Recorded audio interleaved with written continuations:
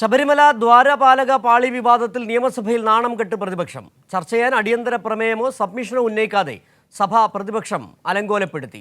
പ്രതിപക്ഷ പ്രതിഷേധത്തെ തുടർന്ന് നിയമസഭ ഇന്നത്തേക്ക് പിരിഞ്ഞു. വിവരങ്ങളുമായി ഷീജ ചേരുകയാണ്. ഷീജ, മുൻകാല ദിവസങ്ങളിൽ ഈ സഭയുടെ സമ്മേളന കാലയളവിൽ നിരവധി അടിയന്തര പ്രമേയങ്ങൾ, അടിയന്തര പ്രാധാന്യമില്ലാത്ത വിഷയങ്ങൾ വരെ കൊണ്ടുവന്ന് നാണം കെട്ടുപോയ പ്രതിപക്ഷം പക്ഷേ ഇന്ന് അവർ തന്നെ പറഞ്ഞ വളരെ പ്രധാനപ്പെട്ട ഒരു കാര്യത്തിൽ അടിയന്തര പ്രമേയം അവതരിപ്പിച്ചില്ലെന്ന് മാത്രമല്ല, സബ്മിഷനായി പോലും ഉന്നയിച്ചില്ല. നാണം കെട്ട് പോകുന്ന പ്രതിപക്ഷത്തെയാണ്, ചർച്ചകൾക്ക് തയ്യാറാകാത്ത പ്രതിപക്ഷത്തെയാണ് കണ്ടത്. എന്തായിരുന്നു ഇന്ന് സഭയിൽ കണ്ട നാടകങ്ങൾ?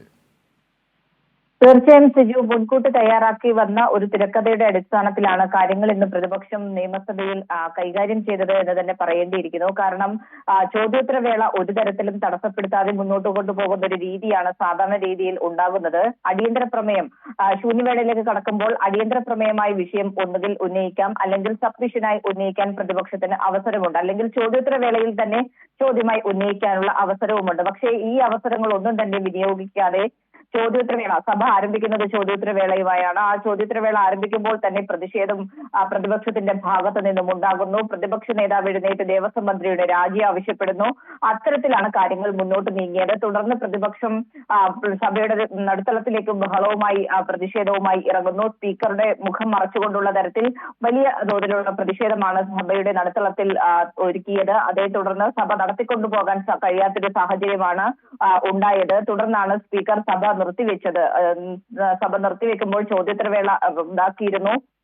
അതിനുശേഷം 10 മണിയോടുകൂടി സഭ പുനരാരംഭിക്കുമ്പോഴും പ്രതിപക്ഷം അതേ സമീപനം തന്നെയാണ് സ്വീകരിച്ചിട്ടുണ്ടായിരുന്നത്. മന്ത്രി എം പി രാജേഷ് അടക്കം കാര്യങ്ങൾ സഭയിൽ പ്രതിപക്ഷ നിലപാടിനെ വിമർശിച്ച് രംഗത്തെത്തുകയും ചെയ്തിരുന്നു. അതിൽ പ്രധാനമായും അവർ സൂചിപ്പിച്ചത് മന്ത്രി M P Rajesh, P Rajeev ഉൾപ്പെടെയുള്ളവർ ഈ വിഷയങ്ങളിലെ നിയമവശങ്ങളും രാഷ്ട്രീയ നിലപാടും ഒക്കെ വ്യക്തമാക്കുകയും ചെയ്തു. കാരണം സർക്കാരിന്റെ നിലപാടെന്ന് പറയുന്നത് എല്ലാത്തിനോടും തുറന്നൊരു സമീപനമാണ്. അതുകൊണ്ടാണ് ഈ സമ്മേളന കാലയളവിൽ 17ഓളം അടിയന്തര പ്രമേയങ്ങൾ ചർച്ച ചെയ്തത്. ഇന്നത്തെ വിഷയവും സർക്കാർ ചർച്ചയ്ക്കെടുത്താൽ വലിയ തോതിൽ അവർ അത്തരത്തിലൊരു വിഷയത്തെ ഭയപ്പെടുന്നുണ്ട്. അതുകൊണ്ട് തന്നെ അവരുടെ ധീരത്വം കാരണമാണ് ഈ വിഷയം സഭയിൽ ഉന്നയിക്കാതെ പ്രതിഷേധവുമായി രംഗത്തിറങ്ങുന്ന ഒരു സമീപനം ഉണ്ടായത്. പക്ഷേ ഈ സഭാ സമ്മേളനത്തിൽ ഈ ചോദ്യോത്തരവേള തടസ്സപ്പെടുത്തിയത് അത് ജനങ്ങളോടുള്ള വെല്ലുവിളിയാണ്, സഭയോടുള്ള അനാദരവാണ് എന്നുള്ള കാര്യം സ്പീക്കറും ചൂണ്ടിക്കാണിക്കുകയും ചെയ്തു. ഏതായാലും പ്രതിപക്ഷ ബഹളം തുടർന്നൊരു പശ്ചാത്തലത്തിൽ സഭാ നടപടികൾ വേഗത്തിൽ പൂർത്തിയാക്കി. ഏറ്റവും പ്രധാനപ്പെട്ട കാര്യം 6 സുപ്രധാന ബില്ലുകൾ ചർച്ച കൂടാതെ സബ്ജക്ട് കമ്മിറ്റിക്ക് വിട്ട് സഭ ഇന്നത്തേക്ക് പിരിയുന്ന ഒരു സാഹചര്യമാണ് ഉണ്ടായത്.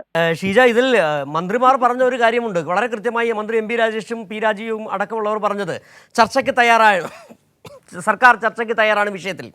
പക്ഷേ ചർച്ചയ്ക്ക് തയ്യാറാകാതിരിക്കുകയും സഭ അലങ്കോലപ്പെടുത്തുകയും പുറത്തിറങ്ങി വി ഡി സതീശൻ അതിനെന്തോ ന്യായീകരണങ്ങൾ നടത്തുകയും ചെയ്തിട്ടുണ്ട്. എന്തായിരുന്നു പ്രതിപക്ഷത്തിന്റെ ഒരു ന്യായം?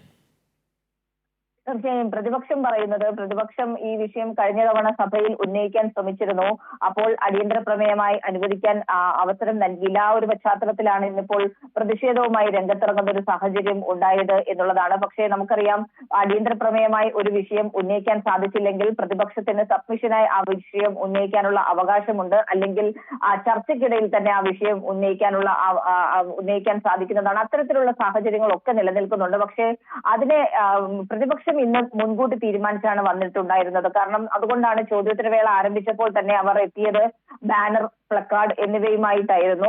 അതെല്ലാം അവർ മുൻകൂട്ടി തയ്യാറാക്കിയിരുന്നു എന്നുള്ളതാണ്. അപ്പോൾ ഇന്ന് സഭാ സമ്മേളനം അതിൽ ഇന്നത്തെ സഭാ നടപടികൾ നടത്തിക്കൊണ്ടു പോകാൻ അനുവദിക്കില്ല എന്നുള്ളൊരു മുൻ തീരുമാനം, അതിന്റെ അടിസ്ഥാനത്തിലാണ് പ്രതിപക്ഷം പ്രവർത്തിച്ചത് എന്നുള്ളത് ഏവർക്കും ഇതിൽ നിന്ന് വ്യക്തമാണ്. സുജു, ശരി.